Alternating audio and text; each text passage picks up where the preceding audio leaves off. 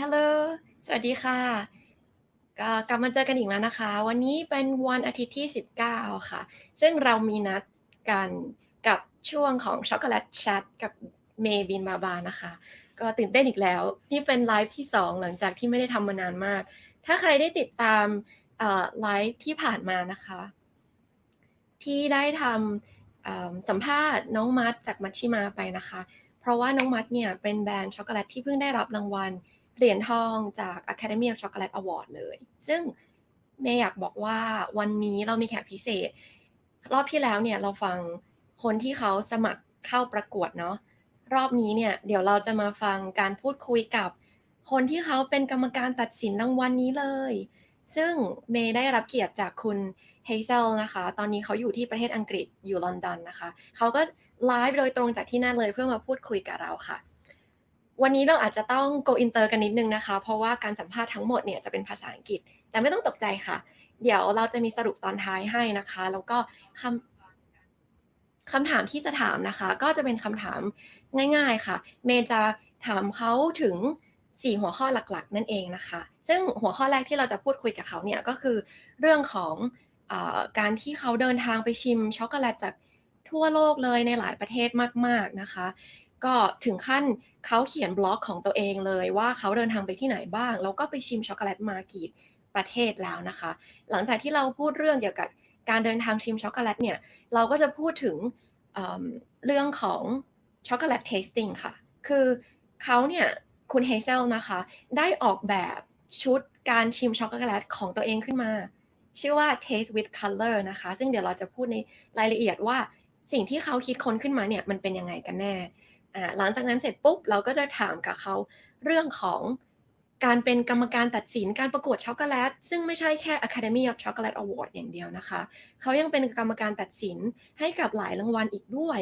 ที่เกี่ยวข้องกับช็อกโกแลตค่ะและสุดท้ายก็แน่นอนเราอยากรู้ว่าเขารู้สึกยังไงกับช็อกโกแลตของไทยนะคะซึ่งเดี๋ยวเราจะมาได้ฟังจากปากคุณเฮเซลเลยว่าเขารู้สึกยังไงบ้างกับรสชาติของช็อกโกแลตไทยที่ทำจากโกโก้จากแหล่งปลูกต่างๆทั่วประเทศไทยก็ทุกคนเตรียมฟังกันให้ดีนะคะเพราะว่าอันนี้คือจะเป็นความลับที่ไม่ค่อยมีคนได้รู้เลยว่ามุมมองของกรรมการที่ตัดสินช็อกโกแลตมาแล้วทั่วโลกเนี่ยเขาคิดยังไงกับโกโก้ไทยเดี๋ยวเราไปฟังกันนะคะก็เดี๋ยวเมย์จะยินดีต้อนรับคุณเฮเซลก่อนนะคะฮัลโหลสวัสดีค่ะ Hello สวัสดีค่ะ ยินดีต้อนรับค่ะ Welcome to Thailand Thank you so much. Great to be in Thailand. So when was your last time in Thailand? It was, I think it was February 2019. I've lost my concept of time a little bit, but I think it was February 2019. And we saw each other then. Yes. Yeah. Yes, that was fun. I think you create quite a wonderful workshop, right? On your last trip. Yeah, I did too. Actually, it was a very busy trip. And so maybe a few of us have no idea about what are you doing now and what's your background. Could you introduce yourself a little bit? Yeah, of course. So I am actually a full-time food scientist. I studied food science at university. I went to Leeds University in the north of England, and I actually did a study abroad year in California as part of that as well, which was really fun. And I've always had a passion for chocolate.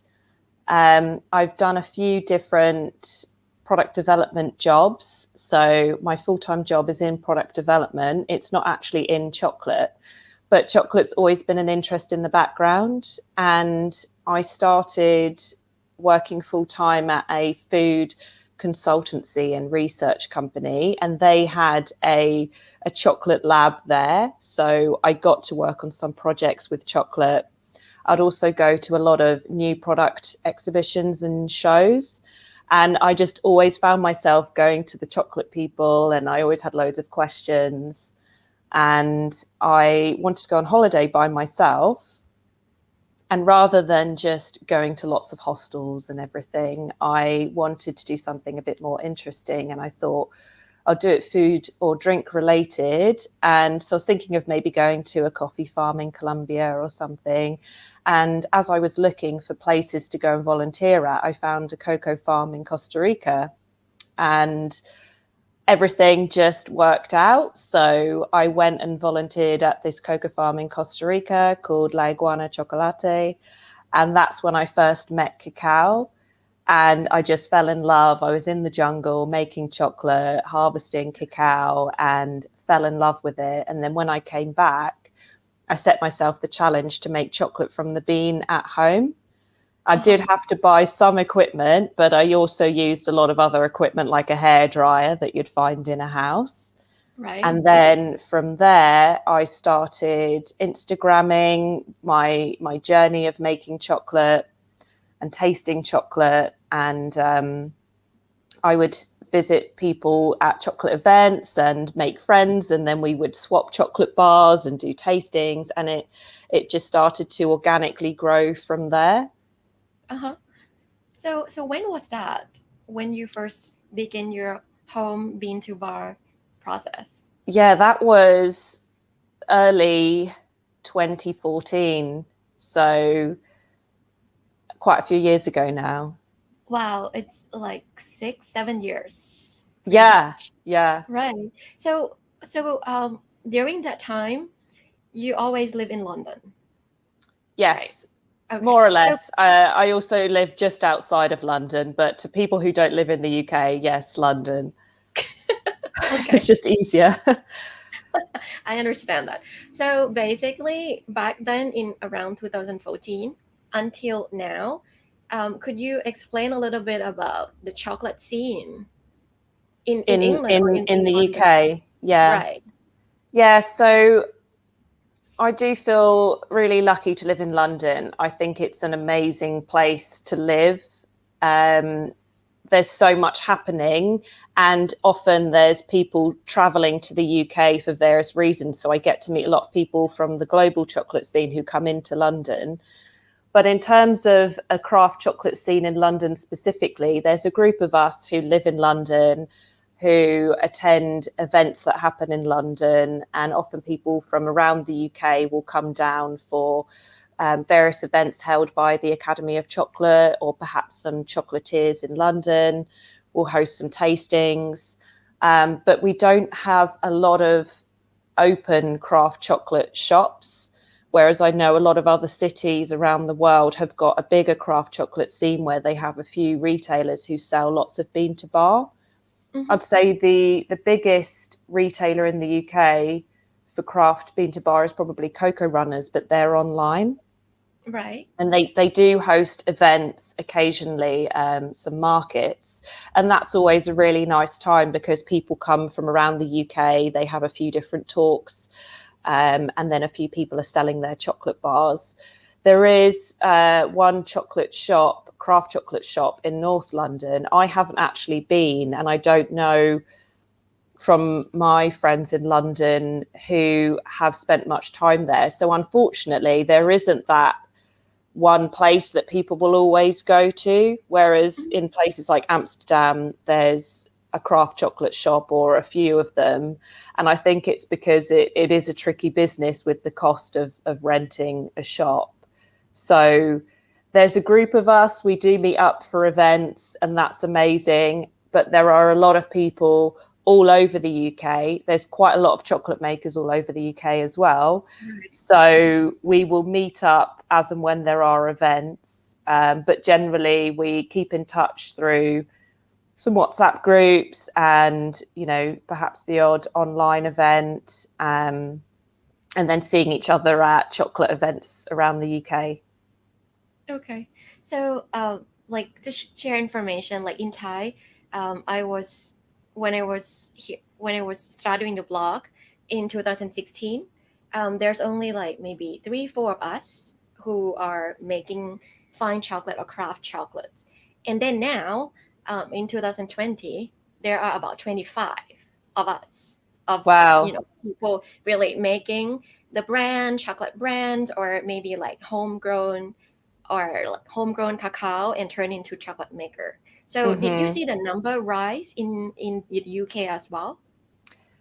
Yeah, I have, but I think it's not been, to my knowledge, so much because there haven't been events happening in the last couple of years.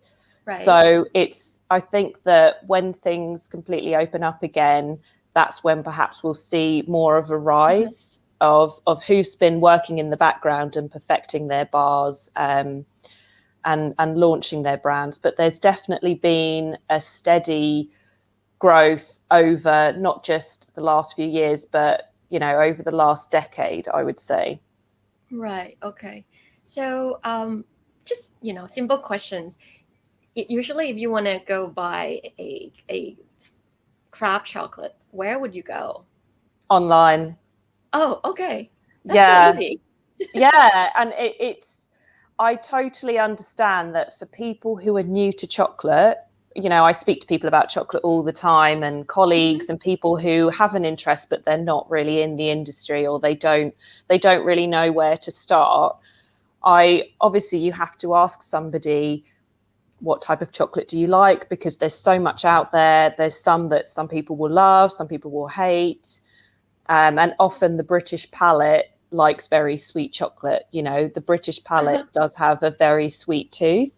So if you chuck them in at the deep end and give them a high percentage bar or something like a really fruity and acidic bar, that might scare them off a little bit because they're so not used to it. They're used to chocolate being really sugary and milky. So you've got to see, where are they at now in terms of their craft chocolate? Do they like dark chocolate? What have they tasted before? And then I can then recommend certain bars that I think they should try. And I usually start off with the UK because it's going to be the easiest to access, and you may as well buy online, because if you buy directly from the maker, they'll make the best profit and it will be quickest, and it will be the sort of best experience. So yeah, that's true. That's very convenient, because I think it's quite different condition for us, like people I in Thailand. know. With The the chocolate weather. just melt along the way. Yeah, and I know some makers you can manage delivery within Bangkok, but it's really difficult with the weather. And even here, when we do get hot weather, occasionally some makers will say we're not going to ship, because usually if we have really hot weather, it's only for a few days, and the makers will say, we don't want your chocolate to melt in the post. We can't control what the courier is doing. And obviously it's not common for us to have refrigerated courier, and that's really expensive anyway. So they would normally say, we'll wait a couple of days for the weather to cool down and then we'll ship it. So that's how people manage it here. But of course, in Thailand, it's hot all the time. So you can't really do that. Yes, exactly. What you said, it's right. It's hot all the time. So what do people do in Thailand then? Like how we just have to go to shops. Yes, we have to go to specific shop that sell specific kind of products, especially if you look for some organic or some craft kind of products or produce, then it's all gathered in one shop, basically. Yeah. Right. Okay, so you mentioned a little bit about Colombia. I think you did quite a lot of travel related to chocolate and cacao. Yeah. That's so-called like a chocolate travel. Could you explain that a little bit? Like, where did you go? Yeah, I've been to quite a few different places, and these would essentially be my holidays because I do have a full-time job. And of course, chocolate is a huge passion of mine. I really like tropical weather and tropical countries. I always joke that I was born on the wrong continent. Although being in London's great because I can easily access a lot of places around the world. So cacao and my general typical holiday destinations always overlap anyway. So I'm very happy to spend my holidays going to visit cocoa farms. But yeah, I started off with the Costa Rica trip as a sort of backpacking trip, and I visited a farm, and then I did a bit of traveling afterwards. And then the following year, I went back to Costa Rica. But before I went to Costa Rica, I actually went to Panama, because when I was in Costa Rica for the first year, I did a bit of travel afterwards, and I saw some signposts for a place called the San Blas Islands. And when I was studying at university, we were doing a class on health. Mm-hmm. And there was one class where we were looking at the effects of cocoa on cardiovascular health. And we actually found that there's lots of scientific papers that find that the Kuna Indians, who are the people that live on the San Blas Islands, they have really good cardiovascular health. And it's because they consume cocoa a lot. And they also have a lot of other rich culture. And I just thought, wow, I'd love to go there one day. And when I went to Costa Rica and then I traveled around and a little bit in Panama, I thought, wow, I really want to go there. And I went there the following year and I traveled around the San Blas Islands in search of this cocoa drink. And they make this cocoa drink with bananas and spices because they don't have access to refined sugar, and they don't have access to milk either. And I actually created this recipe on my blog. So it was amazing to go there, and I was speaking to the Kuna Indians to try and find it, but I only went to 3 of 49 inhabited islands. It's actually like 365 islands. So I didn't find the cocoa drink, but it's one of the most beautiful places in the world. It's very preserved as well. And, you know, they're very strict with tourists. So it is a sort of untouched paradise. And then when I finished the trip, these islands are across the south of Panama, and then they are in the top of Colombia as well. And I finished the trip and I found a friend. Yeah, so if you go on the very top one on the left, that's the San Blas trip. And I found a friend who lived locally in this very northern town in Colombia. And we made this Kuna Indian hot chocolate. So yeah, you can see these are the textiles. I spent Christmas there. And I made friends with the locals by just taking chocolate and sharing chocolate.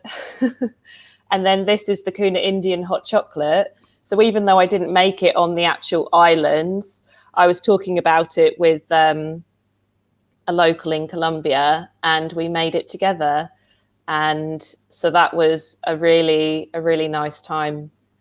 And I do hope to go back there one day and actually have Kuna Indian hot chocolate with the Kunas.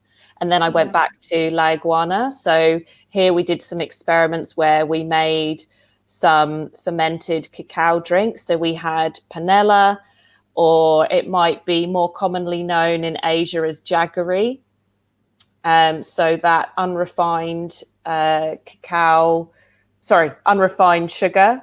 And we just blended sugar with fresh cacao fruit and a bit of water, and we made chicha, and it fermented slightly. Okay. So it's really fun to be at origin because you can experiment and play around with fresh cacao.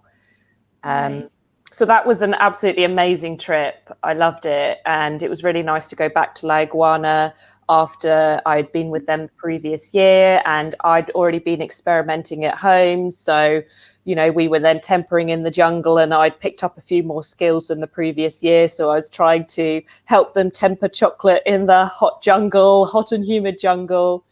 So it's really nice to go to origin and actually be able to make chocolate and, you know, bring some skills and bring some products and also take some things away and just have fun experimenting and sharing stories. So yeah, and then I've been to a few different places since then, but that was an amazing start to travel and meet people and taste cacao and learn more.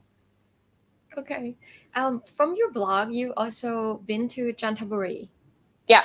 It's part of Thailand, to meet all the cacao farmer and also Yeah. meet quite a few of Thai local chocolate maker as well. Yeah.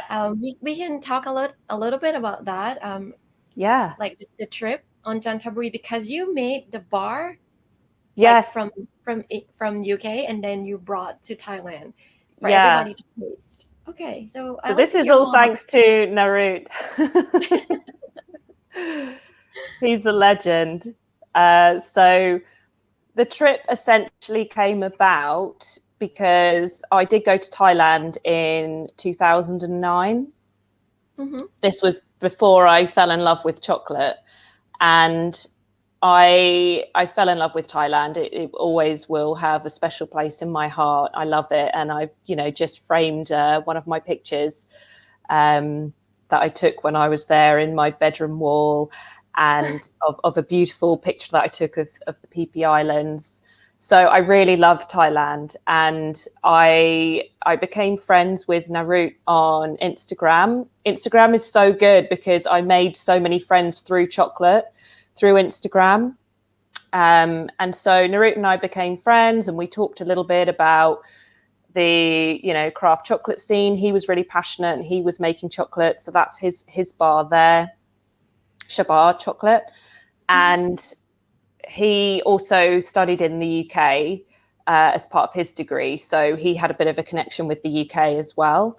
And he sent me some beans from Chantaburi a few years ago, and I made some chocolate from it. And actually, if you scroll back up to the paintings, I made some chocolate with the Thai cacao, and then I did a taste with colour painting workshop with the Academy of Chocolate.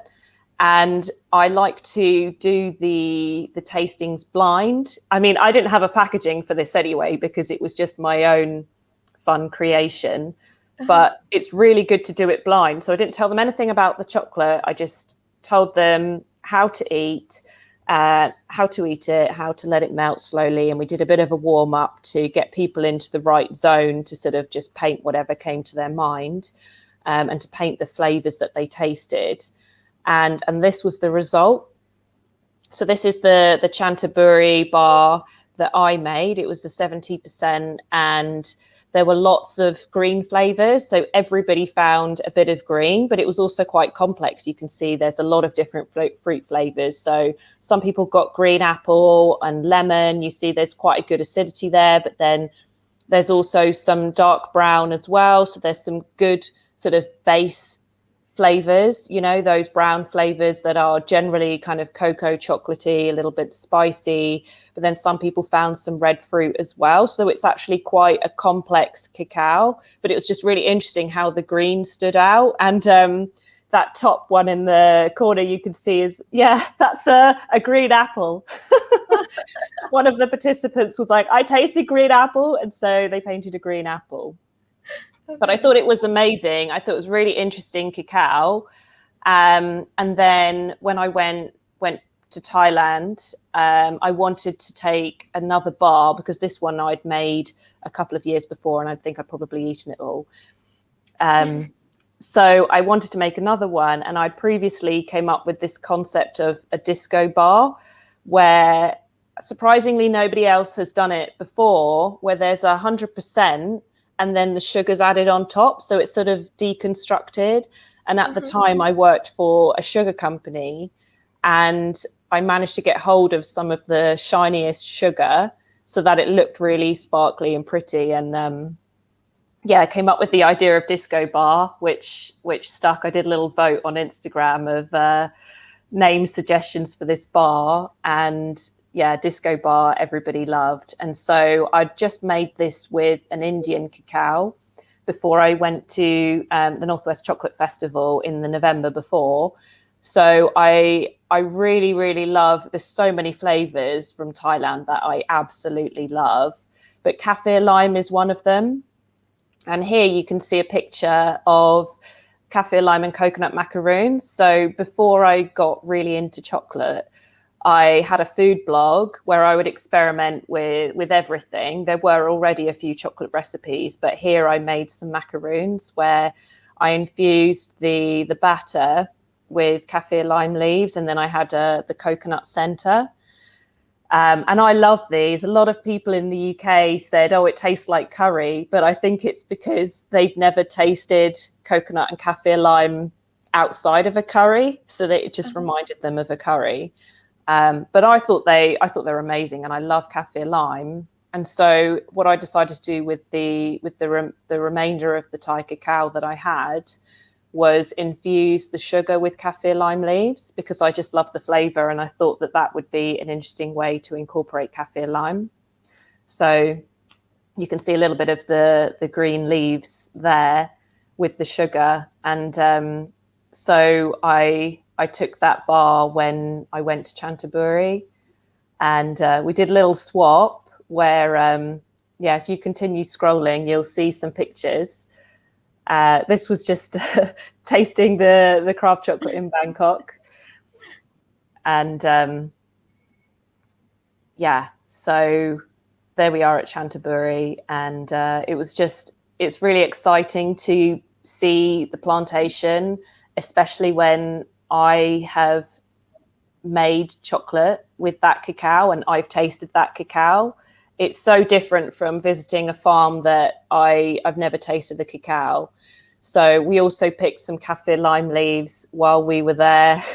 And then we did a swap. So I shared a Thai kaffir lime leaf disco bar, and they gave me some kaffir lime leaves from the farm. Very nice. Yeah, it was really, really nice to see the cacao. And, you know, having seen cacao across the world, you can see all the little differences and also all the similarities, you know, fermenting in the banana leaves, and just the way people process differently, the way people do quality control differently, but also the similarities. It's really interesting to see how people manage cacao around the world. Right. So that made me into thinking, because you taste cacao in a different country.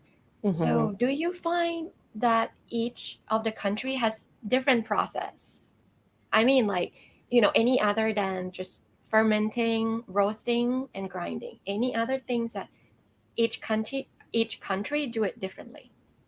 In terms of chocolate makers? Yes. Yeah. I would say no, there's not really a country specific way of making. I would say there's probably more of a similar flavor that comes with cacao from a particular country. You know, there's, you know, and it's always a generalization. Like the biggest example is probably Madagascan cacao is generally very citrusy and has lots of red fruit flavors. That doesn't mean that all Madagascan cacao is like that, but that's just very well known in the industry. And there's all different types of flavored cacao from all over the world, and it depends on so many things. But in terms of chocolate maker style, I think it's very unique to the individual. It's quite an expression of the person's personality, and also their experience with making chocolate. So I think most makers would probably admit that at the very beginning, their chocolate wasn't very good. Most people do, if they're honest, because when you start experimenting, it takes time for you to understand your equipment and how time and you know, everything affects the final bar, and it takes a lot of experimentation and to try and get consistency. All of these sorts of things take time. So I think that, it's very much an expression. I mean, the easiest, or like the most general style, I would say there's a very traditional Mexican style of chocolate where it's roughly ground. So it's kind of a cookie texture. And that's more of a historical Mexican way of making chocolate. And some people do make that today. Yeah. So I know that Minimal in Japan, they purposefully make a textured, roughly ground chocolate because that's what they like, and that's their style. But there's all sorts from, you know, the complete opposite extreme where it's super silky, or it may even be slightly slimy in texture. And then there's everything in between as well, where people have a tiny bit of texture, or, you know, it's maybe a bit more dry or a bit more creamy, and it's essentially just an expression of the maker. Totally agree. So just now when you taste, you also draw some color, I would say painting. So it's a part of your tasting process, or you created a map as well, right? It's this one. Right. So how the process of tasting work? Like you open the map and then everybody taste chocolate and draw, or so there is a little bit of a warm-up, just because I think it's essential for any form of chocolate tasting. I think chocolate tasting's a bit like a meditation, where if the more you focus on something, or the more present you are when you're tasting, the more you'll gain from it. And it's the same way with any type of chocolate tasting, and I guess with any type of meditation in general. You know, a lot of people do meditations where you have to eat a raisin and you are paying attention to the texture and the flavor and how does it change. And so this is essentially a technique just to help people get really zoned in and focus on the chocolate. So I like to do a bit of a warm up just to make sure everybody gets in the zone. But essentially for me, I've tasted a lot of chocolate. I have lots of chocolate friends where we will taste chocolate in groups, and we experiment with different tools, and some different types of awards have got different tasting notes, and sometimes we've used like flavor wheels. Sometimes, you know, there's a huge variety of different tools out there, but I realized that whenever I was talking about chocolate, the colors would come to my mind first. So I would say, right, I'm tasting a green flavor and I don't know what it is yet. And whenever I've had some tasting notes in front of me, I will scan through them, and seeing the flavor will then prompt me to say, oh, that's what I'm tasting. So I just realized there wasn't actually a tool out there that simply categorized flavors by color. And often people think it's going to be quite technical because I'm a scientist, but it's not technical at all. It's simply categorizing flavors by color, because for me, the color comes to my mind, and then I go to that color and I see what flavors are associated with that color, and that then prompts me to think that's what I taste. So that's why I created the tool, because that's how I taste chocolate. So I essentially created it for myself, and then as I shared it, lots of other people would taste chocolate the same way. And then I started doing workshops where I would teach people to paint what they tasted. And it's really interesting, because if you give somebody a piece of chocolate and they close their eyes, and you ask them what they taste, they might say one or two things, but generally people don't say a lot for a couple of reasons. First of all, they're quite shy. So what I like to promote in tasting is that it's very personal. We all taste things differently, so that people get more comfortable in sharing what they're tasting, because people are afraid of getting it wrong. And then it's also because they're not so focused on it. And with this tasting technique, you get people to really focus, and they have this one small piece of chocolate. We do a bit of a warm up to make sure everybody's on the same page, because not everybody might see colors when they're tasting.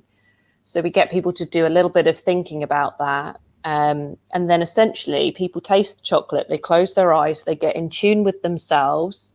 They don't worry about what anybody else is tasting, and then they just paint whatever the chocolate is telling them.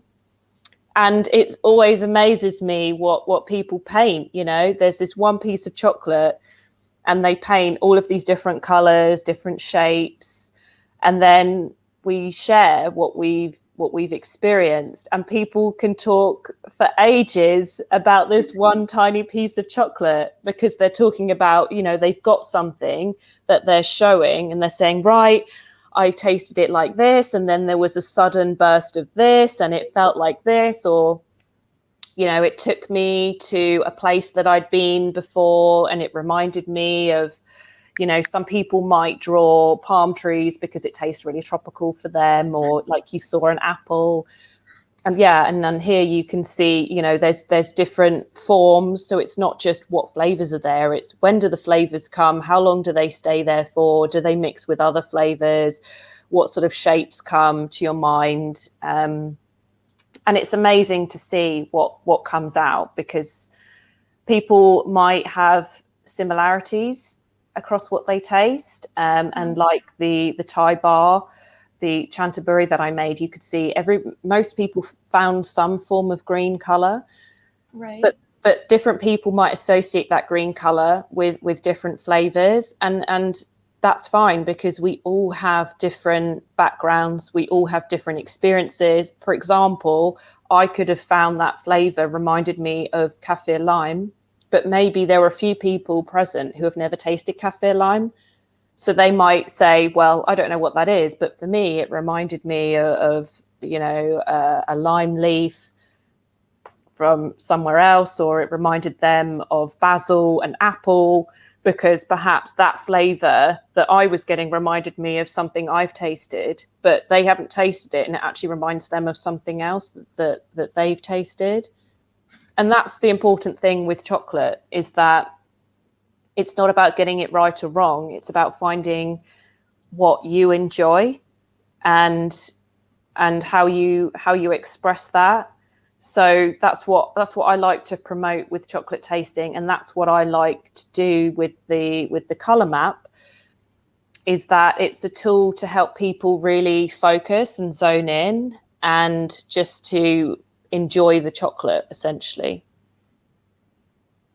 Right. And you have the Thai version of the Taste with Color map. Yeah, That's very wonderful. Like, I know, I love it. I can't read it, but no, I think it's amazing. And again, that's really thanks to Naru and also the guys at Cad Cacao, because when I planned the trip to Thailand, I'd always wanted to return to see the chocolate scene, but I'd actually met Paniti in Paris in the November. And so we talked, and I tasted their bars, and I was like, okay, I already love Thailand. I've already tasted great cacao, and then I absolutely love their bars. And they loved the map. So we planned for me to do a workshop over there. And then I also did another one. right. So you mean like you had a workshop with Gad with Cacao, Cad. right? Yeah. So it was a very, very busy trip. I was there for like 10 days or something. And this is the result of what attending taste? Okay. Exactly. So I really love when chocolate makers put color on their packaging. So I've talked a bit about how I like to teach consumers how to taste chocolate and to make it more approachable for them. But I've also done some workshops where I talk with chocolate makers, and I get them to think a little bit more about how they're expressing the flavors on their chocolate bars, or are they even expressing flavors at all? Like, what do flavor notes mean to them? What do flavor notes mean to their customers? And to try and create more of a common language, because there are no rules with how you describe flavors on your packaging.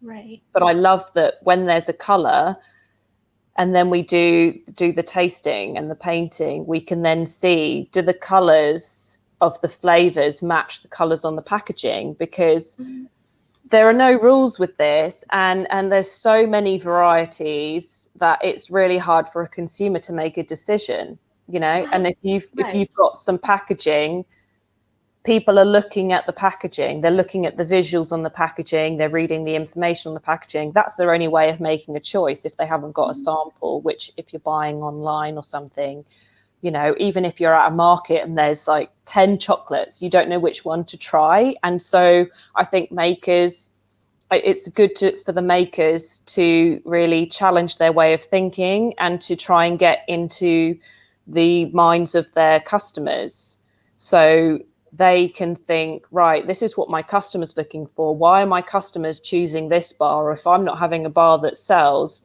why is that? So that they can develop a better language with their customers, which will ultimately help them make more sales, make the customers enjoy the bars more, find the bars that they want, and just develop a better language, essentially, because it will help everybody. Right, totally. Well, this is a new aspect of tasting chocolate with color. It not just only help to appreciate the bar, but also develop the product as well, right? Yeah, exactly. And for them to really think about, why am I putting this color on my packaging? Or if I'm not putting color on my packaging, why?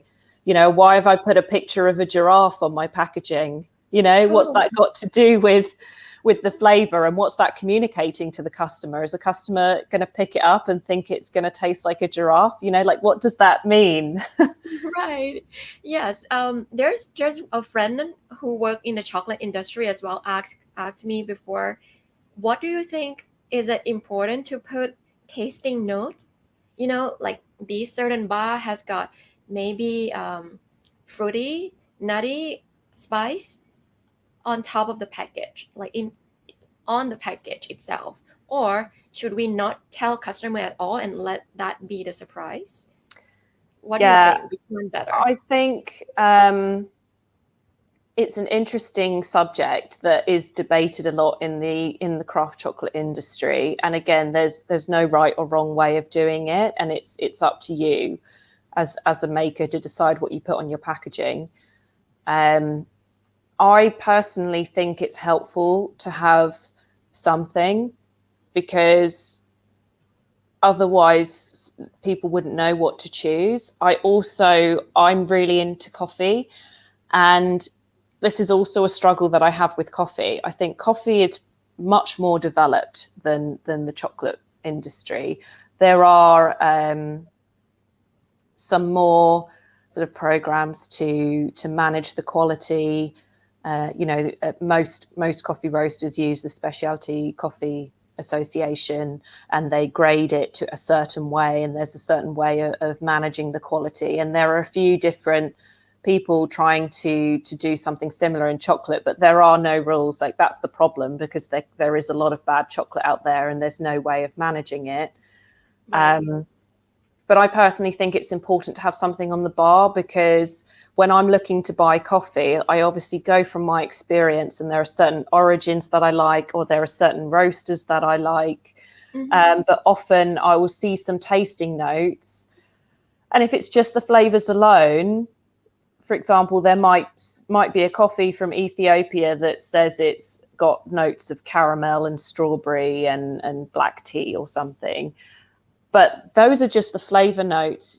There's so much more to it. You also want to know about the acidity, the sweetness, the texture, because I might discover those flavor notes but still not like it, even though I like those flavors, because I like a coffee that's got a lot of sweetness, a lot of depth.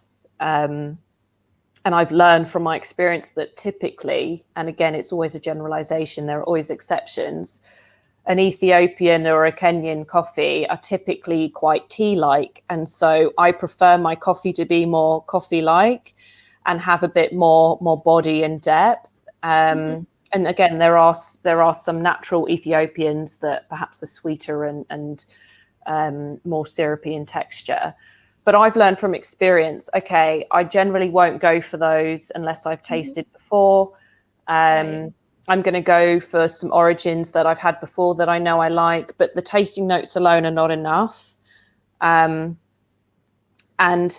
so it's a challenge that still needs to be worked on. There is no solution, and I don't think there's one perfect way of expressing the flavors of the bar on the packaging. But I think you need something to help. You could say that this one is a bit of a darker flavor if you prefer darker flavors. If you like fruity flavors, you can go for this one.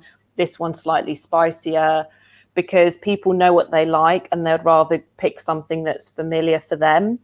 And that's actually, interestingly, why for a lot of chocolate makers who are really interested in the single origin bean to bar and the expression of flavors from different origins, often their biggest sellers are the flavored bars where they've got coffee in it or something, or, you know, a smoky salt, or an orange flavored bar, for example. Inclusion bars generally sell really well because the consumer is like, oh, I know what coffee tastes like and I like coffee, so I'm going to go for the coffee bar. Whereas this Indian and this Madagascan and this Vietnamese and this Thai, I don't know what they taste like. So, you know, I don't know if I'll like it. And especially because there's new consumers, you want to draw people in. They're afraid of buying something because on top of all of this, craft chocolate's not cheap.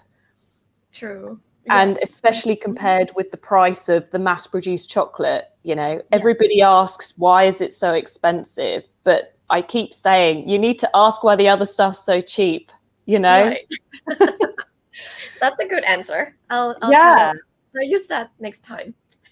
Yeah, it's a good one because people think that, you know, some bars that are sold for £1 or £1.50 for 100 grams and they've got gold on the packaging, they think that that is really good quality chocolate.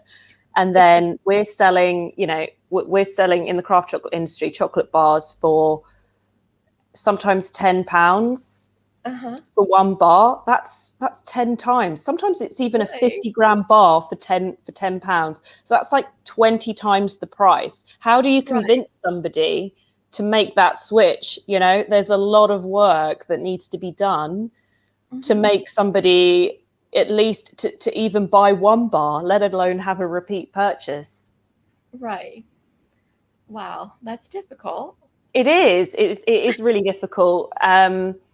And that's why I want to make it simpler and more approachable and easy for new people to taste chocolate, because there are so many reasons why people wouldn't buy craft chocolate because they're so used to cheaper stuff, you know. Right. That mass produced is always cheaper, but it's so natural, right? They don't really and consider how they make that. So much cheaper that's then really difficult for the craft makers to really justify their price, you know. That's a challenge as well. So I think the more approachable we can make craft chocolate and the easier we can make it for people to communicate what it gives, the more that everybody will benefit. So it's a continuous effort and everybody's kind of doing what they can, but it will take time, and you know, it takes one person at a time as well. So I think we've just got to, the communication is a big piece. So I think that having something on the bars really helps. It's a little bit of a pet hate to see bars that are just the same color and there's just a different name on the front, you know, a black packaging. I mean, what does that tell you about the bar? It doesn't tell you anything. So yeah, it's interesting. Right. Okay. We almost run out of time, and I'd like to touch on the last topic, which is about the Academy Awards. Because last week we actually interviewed Thai chocolate maker who just won the Academy Awards gold medal, actually. Oh, nice. Yes. There and lots of, not lots, but about a few of chocolate maker won awards as well, either silver, bronze, or gold. But I just interviewed one lady. She won gold from Academy of Chocolate Awards for her infused chocolate milk. So it's quite nice. So, and I know that you also part of the members of this Academy of Chocolate as well, and also the judge. Could you explain the journey, how you become the member of this academy? Yeah, so this was quite early in the chocolate journey and back to the beginning, where I was working in this food research and consultancy business, and I started developing my passion for chocolate on the side as I was making chocolate at home and living in London. I was attending various events, and actually I was judging some other food awards through contacts at my previous company, and I managed to get the chocolate day, but it was chocolate awards chocolate awards as part of food awards for a bigger organization that did awards for all types of foods. There was quite a mix. There were a lot of mass-produced bars, and there were also a couple of craft chocolate bars in that day as well. And as I introduced myself, there was the head judge who was leading the tasting was somebody called Simon Wright, and I shared a bit about my journey, but still felt like I was very new. You know, I'd just gone to a cocoa farm and I've just started my career as well. And he said, oh, why don't you join an event with the Academy of Chocolate? We've got an event coming up in a couple of weeks. And I went there, and there was a tasting with Simon and with Paul A. Young and with Pump Street. And they were talking a bit about really small scale chocolate, medium size. So Paul Young had been experimenting with some bean to bar, some whole bean to bar. Pump Street was sort of medium size, and then Simon was talking about a company that he works for that were making much bigger scale chocolate. And it was a great conversation. And I went to this event and, you know, got chatting to a lot of people, and they asked me if I wanted to join. And I remember saying, but am I chocolatey enough? Because I didn't own a chocolate company like most people in the room, and I still don't. But obviously, as we've talked about, I exercise my passion for chocolate in a lot of other means. So I was delighted. I was like, yeah, I'd love to join, you know, if you're happy for me to join. And then I started attending a lot more events with the Academy, and I became a member. And then, you know, through tasting and visiting lots of origins, they then invited me to be a judge, and I've been judging for them ever since. So that was probably in 2014 or 2015. And so I've been judging for them ever since. They used to do the awards every other year because they had a conference, but now they have been doing them every year. Right. And we would usually judge at this school in Westminster, like a culinary school. And it was great to be in that environment because we would be in a plain environment where we would wouldn't be distracted by people who were chatting around us, or any other distractions around us. And we could really focus on the tasting. And I really liked being there and judging with people because it would be so fun. We would have so many people coming up with all sorts of crazy flavors that they would discover in bars, and people's descriptions of flavor notes were so funny. And that's what I love about tasting in a group. And I remember we were talking about a particular flavor note that we'd found in a bar, and one person was saying it's menthol, and I was saying, oh, for me it's like eucalyptus, and it was the same sort of flavor note, but we were interpreting it slightly differently. And that would happen a lot, where somebody would get some note and somebody would say, oh, I'm getting this, and we think they're talking about the same flavor note, but because of different backgrounds, different experience, different like libraries of tasting, we would interpret it slightly differently. And then sometimes it would be really specific. So we were once convinced that somebody had left their chocolate in a box with tomato vines, you know, the green bit of a tomato. And because it was so vividly strong of tomato vines, it was so strong. We were like, how is this so strong in tomato vines? Surely somebody has like purposefully put them in a box, you know, and things like that. Just I find so fun. And it's really interesting to hear how other people are tasting the chocolate. And what's also really interesting is we've had to judge remotely during COVID. So we'll get sent the bars at home, and we are given a month to taste 50 bars, and you're given a small group. So it was myself and two others. And so we would taste at our own time and take notes, and then we would have some calls where we would talk about our notes and whether we agreed on the descriptions and also the awards that we'd given for each bar. Right. And it was so interesting as well, because every time there would be somebody that disagreed in a group of three. So and it would be a different person. So it wasn't like there was always somebody saying no. Like there would sometimes be somebody saying, I really like this for these reasons, and then the other two might say no, and then there would be somebody else that said that, and so it always changed around, which again really brings in how it's very personal. So we have to bring it back and say, okay, maybe I don't like coffee because of this reason, but I can appreciate that this is a really good coffee bar for these reasons. So you have to take that personal piece out of it, which is really important for judging. And that's what's great about judging in a group, because somebody could say, I don't like this flavor note, or I don't like, you know, a sort of crumbly textured bar, for example. But it's like, well, this is the intention for these reasons, and actually for this it's been executed very well.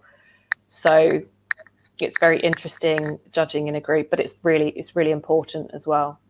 Right. I actually wanted to ask about what's the fun part of being a judge and what is not the fun part. But I think you already explained that. Yeah, I probably explained the fun part. There are also a lot of bars that are not good. Unfortunately, it's the truth. So there are a lot of chocolate bars, and as I mentioned earlier, when people are at the beginning of their chocolate making journeys, the chocolate's never going to be that great, or rarely. It's rarely going to be great at the beginning, because it takes time to get experience and understand your equipment and the beans and everything like that. So there are a lot of bad bars, and sometimes they can be quite offensive. They can be unpleasant. And also it can be a lot of work as well, you know, because we all judge as a volunteer. So it's voluntary. We do it voluntary, and it can be time consuming. So it's, especially with doing it remotely, it's a challenge to try and find time for everybody to be free at the same time. Whereas when you're judging, you go for a day and you do so much in a whole day. So it's different. There are pros and cons to everything. But yeah, people obviously from the outside think, oh, it's an amazing job, you're so lucky. But it is a lot of hard work. And last year I tasted, I don't know, almost 200 chocolates within 2 or 3 months. And that was a lot, because you can't just taste it at any time either. You have to prepare yourself. You have to be in the zone yourself. And everybody's got a different time of day that works best for them. And obviously, if you have a full-time job and other commitments, it's a challenge to fit it in. So yeah, it's I'm not good at tasting chocolate in the evening. I'm more of a morning chocolate person. So if I have a full-time job, it's hard to fit that in. That's true. I know that when we taste chocolate in different time, it actually tastes slightly different. Just Definitely. a little bit. Yes. Yeah. I mean, so many things affect the tasting, like your whole environment. So again, that's a challenge. That's a lot of challenge, that you have to, you know, taste 200 bar within a few months. Yeah. That's because you need breaks as well, right? I can't just kind of go through them, and I want to make sure I've given all of them equal amount of attention. And so I'm going to get palate fatigue. I'm going to need a break, and then I need to come back. And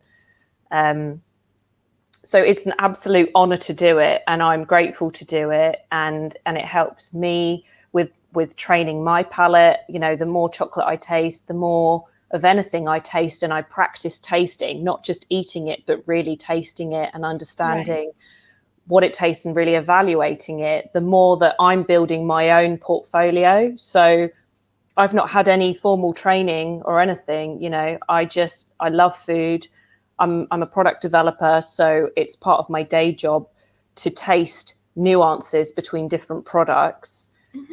So I'm just trained from that way, basically. So anybody can be a judge if you want to. You just got to have the passion and experience. Yes, totally. I think we need a lot of passion to taste so many chocolate attention in a short Keep period pushing of time. through. Just some more, a few more. Come on. Right. It's like I had my own workshop with a lot of chocolate tasting, right? And usually people will be like, okay, with 5 chocolate to taste. Yeah. And that's it. That's like enough. But you have to try like more than that, right? Oh yeah. So many. I think one day we might have done like 35 in a day, and we did have breaks. And we have like 8 hours, you know, yeah. like 35. Yeah, exactly. It's intense, and it's also a lot of it's getting used to it. So I'm more used to eating bean to bar, and then there would be days where we judged filled chocolates, and I'm not used to eating filled chocolates. And I remember I felt so unwell. Right, because there's a lot. I just had to go home and lie down, and I still like had a hangover the next day from all the sugar.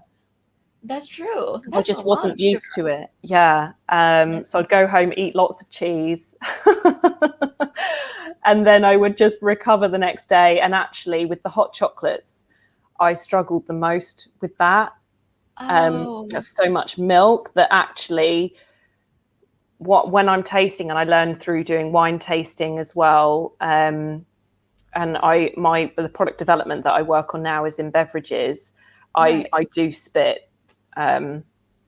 So it's not, you can't really spit chocolate because you have to let it melt, and you know it's a lot harder, but with beverages it's a lot easier to taste and spit, and it's not massively pleasant, but it's done in the professional drinks industry for judging, you know.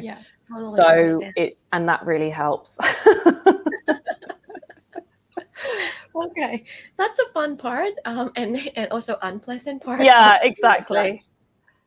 I think a lot of people want to know, because we interview for Thai audience.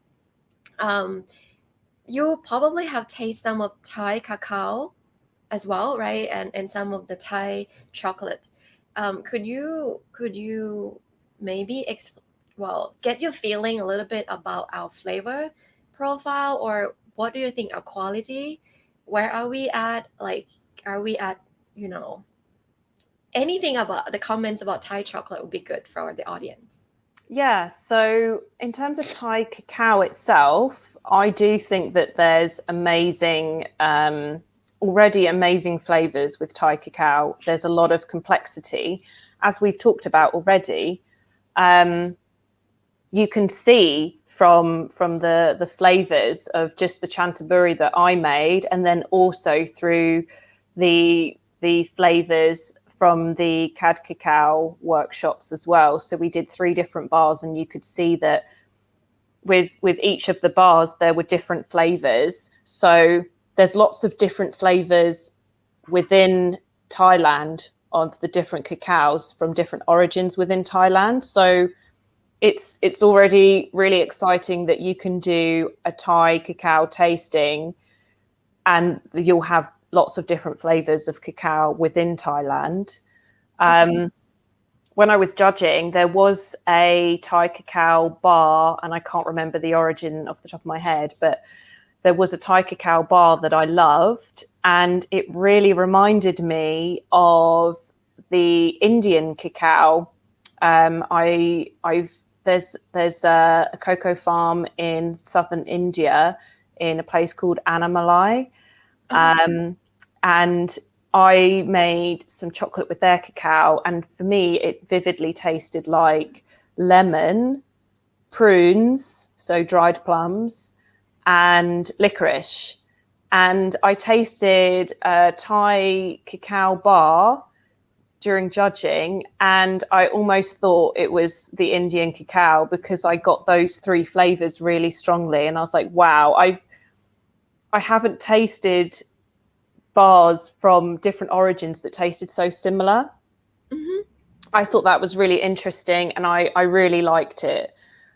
So I think there's a lot of very interesting flavors in Thai cacao already. In terms of Thai makers, obviously when I went to Thailand, I fell in love with, I really love confectionery, but like craft confectionery. So Nat from Choco Nat basically makes stuff that is complete heaven for me.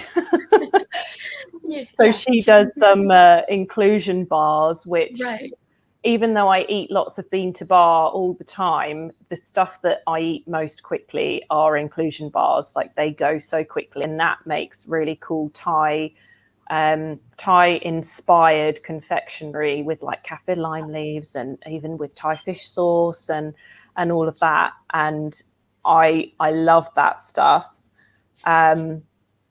And then also tasted Narut's bars and Cad's bars. Yeah, so there's Nat, because that was in the car on the journey to Chantaburi, and I tasted her Pednit Noi, which is like her butter crunch, where it's like a caramelized sugar infused with lots of flavors and some chocolate on top, and it was just absolute heaven because I love the texture and everything as well.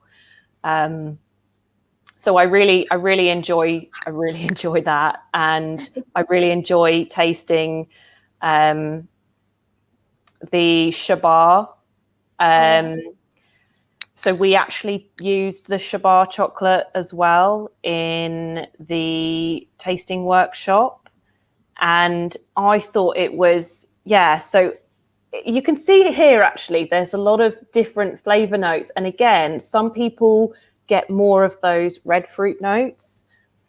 For me, my painting's the green and brown one, and I got a lot of really interested fermented notes. So it was kind of like a fermented apple, so it was a bit cidery. There was like green apple, and which I again thought was really interesting. That seemed to be a strong note because of the Chantaburi bar that was that I made and did the tasting with the Academy.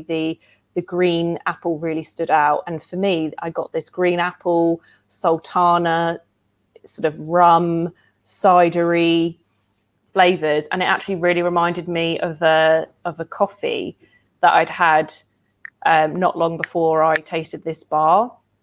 And that's actually one of my favorite paintings that I've done of a tasting. But it's so interesting because you can see all of the different flavors. There's that green, but some people got a little bit more berry notes and red fruit notes, citrus. There's obviously a lot of complexity there. So I think the cacao is amazing. I really love Thai inspired flavors. So I love basically everything Nat makes. And I love the Thai flavored bars from Cad Cacao. So they did lots of coconut ones and the shiso seeds, and I love all of like bringing those flavors to the chocolate because it tells a story as well. Right. So I love single origin and that there's so many flavors within the cocoa itself. But I also love experimenting with inclusions and flavored bars, and that then shares a bit of a story about the maker and also the origin. So I think that that's really cool. And I did taste a few other Thai bars. There were some that were a bit too sweet and a bit too milky, and perhaps that's for a different audience. Like the UK, maybe Thai people have got a strong sweet tooth, and they like that milky and sweet chocolate. So there were a few bars that I tasted that were a bit less sort of refined, and perhaps less of a bar that you would put into the craft chocolate category. So yeah, I guess there's different bars for different audiences, but it's still really exciting to see that there are different countries exploring Thai cacao. I think that's really exciting because I tasted Thai bars made in countries outside of Thailand. Oh yeah. Yeah, and also to taste the inclusion bars and kind of get some of those typical well-loved Thai flavors into chocolate bars, which then, like we talked about earlier, if there's a flavor that somebody is familiar with, they're going to go for it in an inclusion bar. Right. So good news. Yeah. Thai cacao has got potential. Yeah, it does, and Okay. I have really enjoyed a lot of Thai bars. I think it's just not well known. I think just there aren't a lot of people making bars with Thai cacao around the world, so it's not a hugely known origin. Perhaps it is more in neighbouring countries, but it's not really gone over here that far yet. And I know in the US Parliament make a Thai bar with Chantaburi. So it's great. I think it's just going to take time for it to get momentum and for it to get more well known in the global craft chocolate industry. Right. That's good to hear. So we are about run out of time. I'm gonna ask the last questions. What do you see in Phi chocolate in the next 3 years, UK and global? What do I see the future of chocolate? Right. I hope that I will see more people understanding how to make chocolate, and the quality will continue to improve as it has been improving, you know, with more experience. The trends that I've been seeing are a lot of people are using ingredients from their country, the country of origin or the country of production, which I really like because it tells more of a story about the country and also the expression of the maker.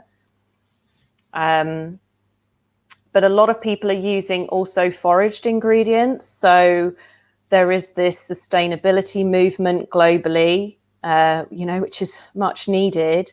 And so it's becoming more trendy to use local foraged ingredients because of the, you know, miles that happen from shipping ingredients around the world. But again, an expression. So I've seen a lot of Nordic chocolate makers using foraged ingredients like spruce shoots, so like the Christmas trees essentially.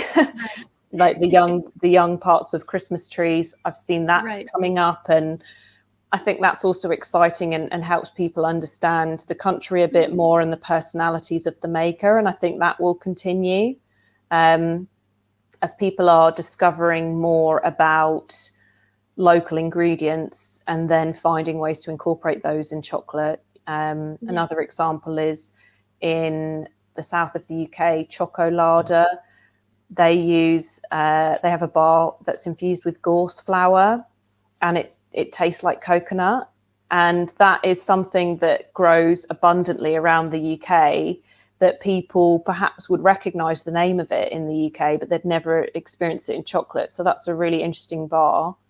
And I think things like that will trend. I'm seeing a lot more of that. And I think and hope that more origins that perhaps are less well known will also grow. So hopefully Thailand and its cacao will develop further. And I think that more people are investing in the quality of the fermentation and the processing at origin. And that will gain momentum, and different makers will then experiment, because so many people are using the same origins, which is great because it's amazing cacao and they should. But then there's people that perhaps have those as their main bars, but they also want something new and different. And as other origins are starting to improve on their quality and good cacao comes out, and of course it's not just the quality, it's the whole supply chain and logistics of it. You know, you could have some great cacao, but you obviously need to have the volumes and the supply chain to be able to realize it into, you know, craft chocolate bars. So I think that there's a big movement in that. A lot of people are working hard at origin and understanding flavor and quality, and I think we'll be seeing, some more origins come up and more experimentations with flavors, particularly local flavors. Okay, I totally agree with that. Sustainability, local ingredients, and also a lot more quality control processing. Yeah, and also vegan. Yeah, vegan's another big one where there's so many vegan milks coming out now, and they're using a variety of different milk alternatives. And again, some of the earlier ones weren't so great, but now people are experimenting more, and they're finding better ones. That there's a huge amount of vegan milks, and obviously people forget that dark chocolate's vegan anyway. That's true. But yeah, so vegan milks and vegan bars in general, I think, are trending and getting better. Yeah, so sounds good. I mean, looking good for the future. We have more, delicious chocolate for us to try. Exactly, and people to know how to try it and taste it and appreciate it. Yes. So for everybody who interests in taste with color, I'm gonna post the link on the Facebook comment to your blog, and also Facebook as well, right? You have Facebook for Taste of Color. Yeah, I have Facebook page and an Instagram page and a website for Taste with Color. Yeah. Yes. So I'm gonna post that on the comment of this video, and we can always, if anybody have more questions, you can put on here, or you can directly chat with Hazel on the Facebook page. So yeah. And thank you so much for joining me today. Thank you. It was great to remember some fun times in Thailand, and I hope to be back again at some point. Yes, definitely. We're gonna get back again together and chat about chocolate, what happened on that time. So there's just a few people who come and say hi on the comment. A lot of there's Nabrut as well. Yay! He mentioned my necklace. Well, yes, that's a compliment on something. That's Thank you. It's the same one I wore in Thailand. Oh, no wonder he remembered. Okay, Yeah. and thank you for information. Yes. Thank you. It's a wonderful talk with you. I thought it's gonna be in like 40 minutes, but we have so many to talk about. Yeah, there's so much to talk about, and it's been a while. So yeah, it's been a pleasure. Thank you very much. And I really hope to see you again soon. Yes, otherwise I'll fly to London. And we'll meet and taste tons of chocolate together. Absolutely. Okay, then it's time, and hope to see you soon. Thank you, Hazel. Thank you. ขอบคุณค่ะ สวัสดีค่ะ ขอบคุณค่ะ บ๊ายบาย ก็เมื่อกี้จบไปแล้วนะคะ เป็นแชทสนุกๆกับ Hazel นะคะ เขาเป็นผู้เชี่ยวชาญเรื่องช็อกโกแลตจริงๆเลย ซึ่งภาพรวมแล้วเนี่ยสรุปก็คือไทยช็อกโกแลตมีคุณภาพนะคะ แล้วก็พูดถึงเรื่องไทยโกโก้แล้วเนี่ยสำหรับคุณ Hazel เขาก็บอกว่ามันเป็นอะไรที่มีโอกาสไปได้ไกลมาก เพราะว่ารสชาติช็อกโกแลตของเรารสชาติเมล็ดโกโก้ของเราเนี่ยมีความซับซ้อนไม่แพ้ออริจินอื่นๆในโลกเลยทีเดียวนะคะซึ่งถ้าใครสนใจเรื่องอยากส่งช็อกโกแลตเข้าประกวดเนี่ยลองกลับไปฟังดูนะคะเขาให้อินไซต์เกี่ยวกับการทำช็อกโกแลตเพื่อส่งประกวดเลยด้วยทีเดียวแล้วก็มีรายละเอียดเล็กๆน้อยๆที่อาจจะเป็นมุมมองจาก Hazel นะคะซึ่งเขาได้ลองชิมช็อกโกแลตมาแล้วไม่รู้กี่ร้อยอันเนาะก็ลองกลับไปฟังดูนะคะก็จะได้เห็นแง่มุมใหม่ๆที่บางทีเราอาจจะไม่ได้คิดถึงก็ได้เวลาเราทำช็อกโกแลตเนาะทีนี้ก่อนไปนะคะเช่นเคยขอประกาศนิดนึงว่าเร็วๆนี้นะคะเรากำลังจะมีง